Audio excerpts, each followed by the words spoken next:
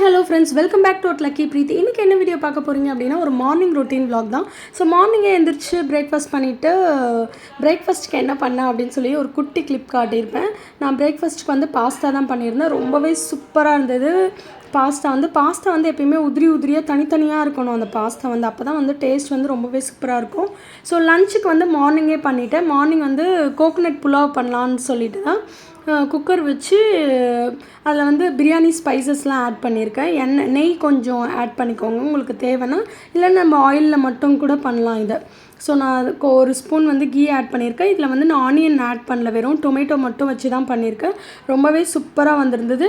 என்னோடய ஸ்பெஷலே என்ன அப்படின்னு பார்த்தீங்கன்னா, நான் இந்த மாதிரி பண்ணும்போது white pulao like vegetable rice அந்த மாதிரி பண்ணும்போது நான் வந்து கத்திரிக்காய் கண்டிப்பாக பண்ணிவிடுவேன்.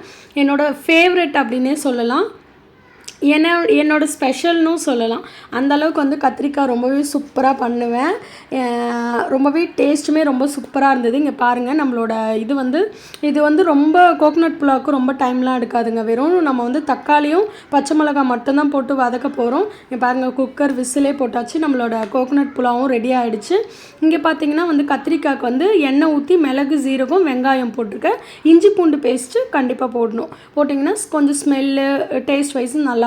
அதுக்கப்புறம் வந்து கத்திரிக்காய் போட்டு நல்லா வதக்கி எடுத்துக்கிட்டு உங்கள்கிட்ட என்ன மசாலாஸ் இருக்குமோ அந்த மசாலாஸ் போட்டுக்கோங்க. நான் சில்லி பவுடரும் கரம் மசாலாவும் ஆட் பண்ணியிருக்கேன். கொஞ்சம் டேஸ்ட்டுக்கு வந்து பிரியாணி மசாலா லைட்டாக ஆட் பண்ணியிருக்கேன். அவ்வளோதான். ஸோ எல்லாமே பிரியாணி மசாலா கிடையாது, இது கொரியண்டர் பவுடர் அது ஆட் பண்ணியிருக்கேன். ஸோ எல்லாமே ஆட் பண்ணிவிட்டு நல்லா வதக்கிக்கலாம். இங்கே பாருங்கள், நல்லா வதக்கிட்டு புளி ஒரு சைடில் ஊற வச்சுருக்கேன்.